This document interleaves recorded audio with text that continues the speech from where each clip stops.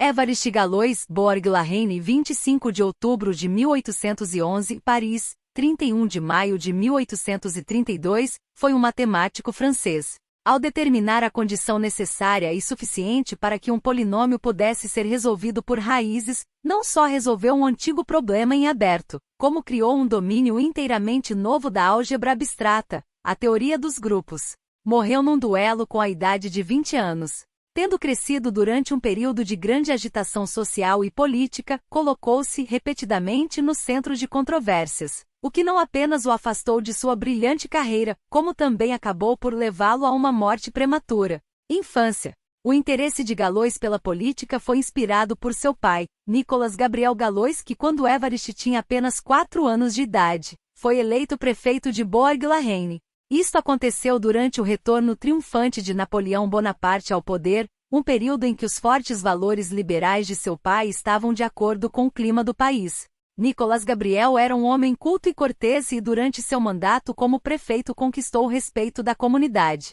Mesmo depois que Luís XVIII da França retornou ao poder, ele manteve seu posto.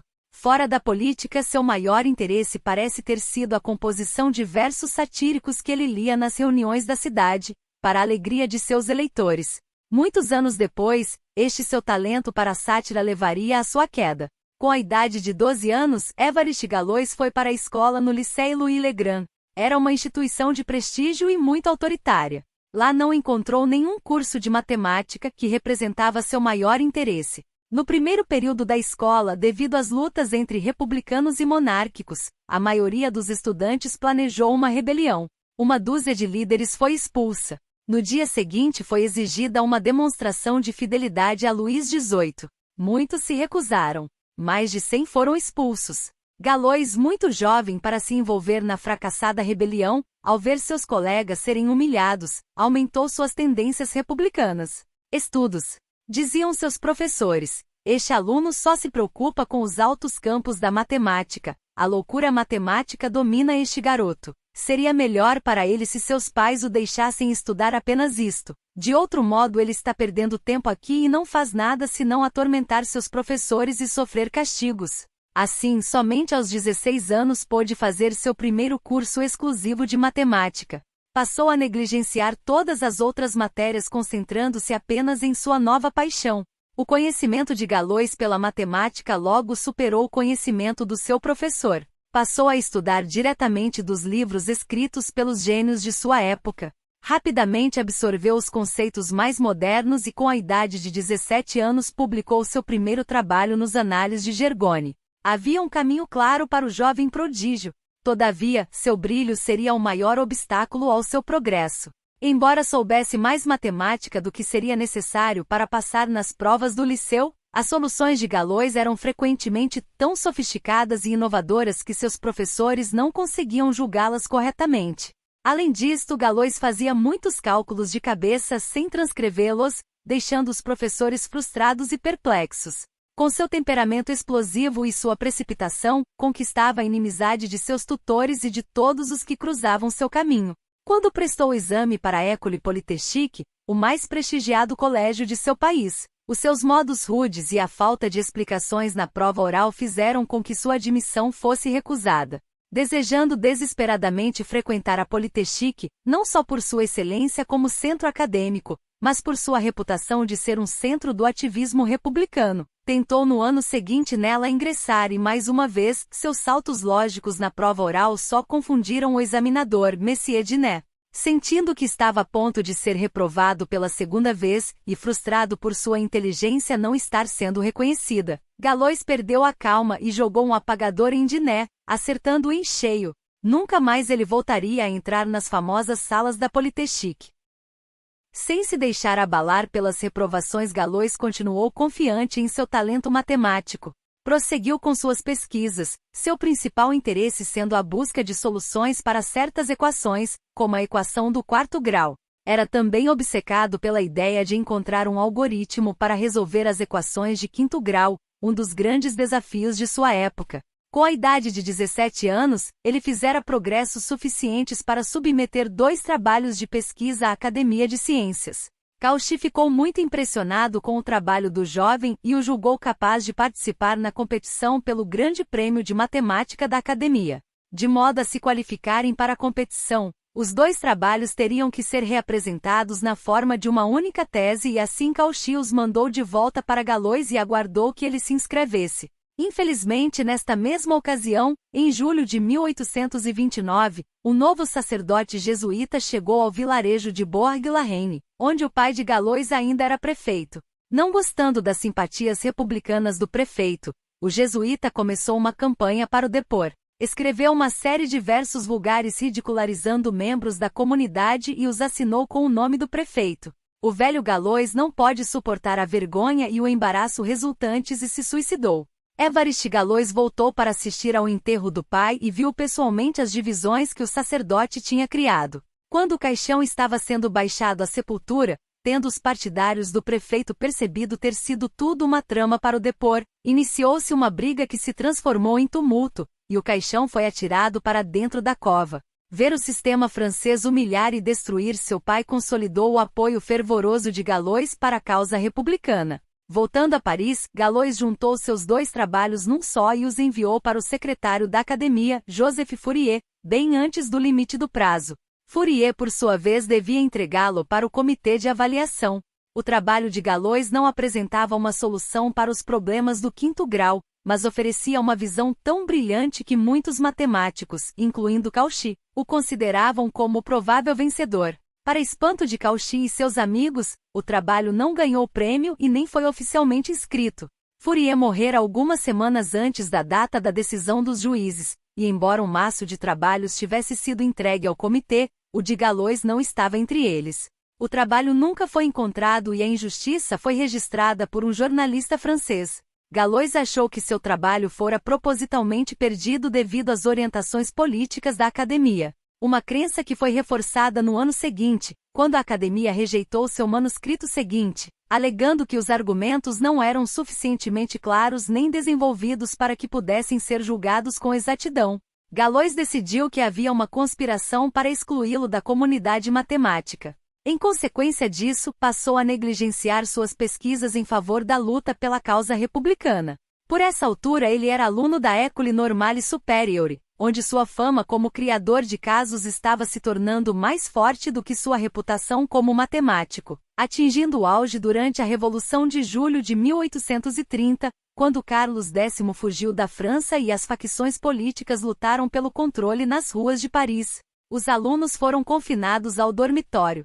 Galois foi impedido de lutar com seus companheiros e seu ódio e frustração dobraram quando os republicanos foram derrotados. Na primeira oportunidade, ele publicou um ataque sarcástico contra o diretor do colégio, acusando-o de covardia, do que resultou sua expulsão e extinção da carreira de matemático. Anos rebeldes. Em 4 de dezembro de 1830, o gênio contrariado tentou se tornar um rebelde profissional alistando-se na artilharia da Guarda Nacional. Tratava-se de um ramo de milícia conhecido também como Inimigos do Povo. Antes do fim do mês, o novo rei, Louis Philippe, ansioso em evitar novas rebeliões, extinguiu a artilharia da guarda e Galois se viu desamparado e sem lar. Alguns de seus colegas matemáticos começaram a se preocupar com o seu destino. Sophie Germain, na ocasião uma tímida e idosa representante da matemática francesa, expressou suas preocupações ao seu amigo, o conde Guglielmo Libri Caruxi dalla Sommagia. Decididamente havia uma maldição atingindo tudo o que se relaciona com a matemática. A morte de Messier Fourier foi o golpe final sobre o estudante Galois, que apesar de sua impertinência, mostrava sinais de um grande talento. Ele foi expulso da École Normale, estava sem dinheiro, sua mãe também estava pobre e ele continuava com seus insultos. Dizem que ele vai acabar maluco, e eu temo que isto seja verdade. Um fato documentado por Alexandre Dumas. Dumas estava no restaurante Vendanges des Bourgognes quando houve um banquete em homenagem a 19 republicanos acusados de conspiração. Subitamente, no meio de uma conversa particular que eu estava tendo com a pessoa à minha esquerda, ouvi o nome Louis Philippe seguido de assobios. Virei-me para olhar e presenciei uma cena muito agitada. Um jovem que erguera seu cálice em saudação segurava um punhal e estava tentando se fazer ouvir. Era Évariste Galois, um dos mais ardentes republicanos. Tudo o que consegui entender foi uma ameaça e o nome de Louis Felipe sendo mencionado. O punhal na mão do rapaz tornava tudo muito claro. Isso estava muito além das minhas opiniões republicanas. Eu e meu amigo pulamos a janela e saímos para o jardim. Estava claro que o episódio teria sérias consequências. 2 ou 3 dias depois, Évariste Galois foi preso. Ficou na prisão de Saint-Pélagie durante um mês, acusado de ameaçar a vida do rei e levado a julgamento. Embora houvesse pouca dúvida de que Galois fosse culpado, a natureza agitada do banquete significava que ninguém poderia confirmar tê-lo ouvido fazer qualquer ameaça direta. Um júri simpático e a idade do rapaz, ainda com apenas 20 anos, levaram à sua absolvição. Mas no mês seguinte ele foi preso de novo, sentenciado a 6 meses de prisão. Embora abstêmio e influenciado pelos malandros que o cercavam, passou a beber. Uma semana depois, um franco-atirador, num sótão do lado oposto da prisão, disparou um tiro contra a cela, ferindo um homem que estava ao lado de Galois, que ficou convencido ser a bala a ele destinada, havendo um complô do governo para assassiná-lo. O medo da perseguição política o aterrorizava. O isolamento dos amigos e da família e a rejeição de suas ideias matemáticas o mergulharam num estado de depressão. Bêbado e delirante, ele tentou se matar com uma faca, mas seus colegas republicanos conseguiram dominá-lo e desarmá-lo. Uma paixão perigosa. Em março de 1832, um mês antes do final da sentença, irrompeu uma epidemia de cólera em Paris e os prisioneiros de Saint-Pélagie foram libertados. O que aconteceu com Galois nas semanas seguintes tem motivado muita especulação, mas o que se sabe com certeza é que a tragédia foi o resultado de um romance com uma mulher misteriosa, chamada Stéphanie Félicie Potterini do Motel, filha de um respeitado médico parisiense. Embora ninguém saiba como o caso começou, os detalhes de seu trágico fim estão bem documentados. Stéphanie já estava comprometida com um cidadão chamado Pécheux d'Herbinville, que descobriu a infidelidade de sua noiva. Furioso e sendo um dos melhores atiradores da França, não hesitou em desafiar Galois para um duelo ao raiar do dia. Évariste conhecia a perícia de seu desafiante com a pistola. Na noite anterior ao confronto, que ele acreditava ser a última oportunidade que teria para registrar suas ideias no papel, ele escreveu cartas para os amigos explicando as circunstâncias. Eu peço aos patriotas, meus amigos, que não me censurem por morrer por outro motivo que não pelo meu país. Eu morri vítima de uma infame namoradeira e dos 2 idiotas que ela envolveu. Minha vida termina em consequência de uma miserável calúnia. Ah! Por que tenho que morrer por uma coisa tão insignificante e desprezível? Eu peço aos céus que testemunhem que foi apenas pela força e a coação que eu cedi à provocação que tentei evitar por todos os meios. Apesar de sua devoção à causa republicana e seu envolvimento romântico, Galois mantivera sua paixão pela matemática. Um de seus maiores temores era de que sua pesquisa, rejeitada pela academia, se perdesse para sempre. Em uma tentativa desesperada de conseguir reconhecimento, ele trabalhou a noite toda, escrevendo o teorema que acreditava explicaria o enigma da equação do quinto grau. As páginas eram, na maior parte, uma transcrição das ideias que ele já enviara a Cauchy e Fourier, mas ocultas em meio à complexa álgebra havia referências ocasionais a Stéphanie, ou Unifeme, e exclamações de desespero. Eu não tenho tempo, eu não tenho tempo. No final da noite, quando seus cálculos estavam completos, ele escreveu uma carta explicativa ao seu amigo Auguste Chevalier, irmão de Michel Chevalier, pedindo que, caso morresse, aquelas páginas fossem enviadas aos grandes matemáticos da Europa. Meu querido amigo, eu fiz algumas novas descobertas em análise. A primeira se refere à teoria das equações do quinto grau e as outras, a funções integrais. Na teoria das equações eu pesquisei as condições para a solução de equações por radicais. Isto me deu a oportunidade de aprofundar esta teoria e descrever todas as transformações possíveis em uma equação, mesmo que ela não seja resolvida pelos radicais. Está tudo aqui nesses 3 artigos. Em minha vida eu frequentemente me atrevi a apresentar ideias sobre as quais não tinha certeza. Mas tudo o que escrevi aqui estava claro em minha mente durante um ano, e não seria do meu interesse deixar suspeitas de que anunciei um teorema dos quais não tenho a demonstração completa. Faça um pedido público a Carl Gustav Jacobi ou Gauss para que deem suas opiniões, não pela verdade mas devido à importância desses teoremas. Afinal, eu espero que alguns homens achem valioso analisar esta confusão.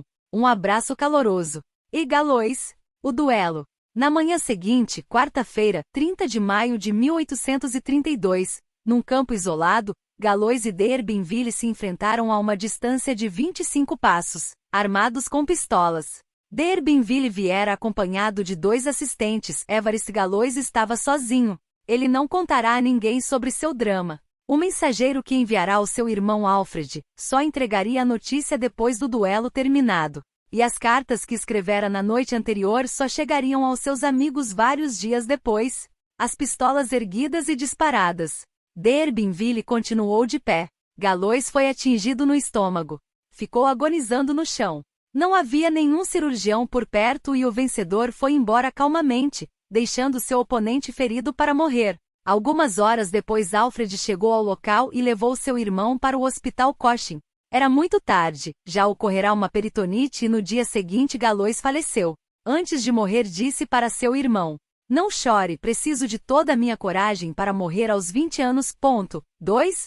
Seu funeral foi quase uma réplica do que acontecerá com seu pai. A polícia acreditava que a cerimônia seria o foco de uma manifestação política e prendeu 30 amigos de Galois na noite anterior. Ainda assim, 2.000 republicanos se reuniram para o enterro e houve brigas inevitáveis entre os colegas de Galois e os representantes do governo que chegaram para vigiar os acontecimentos.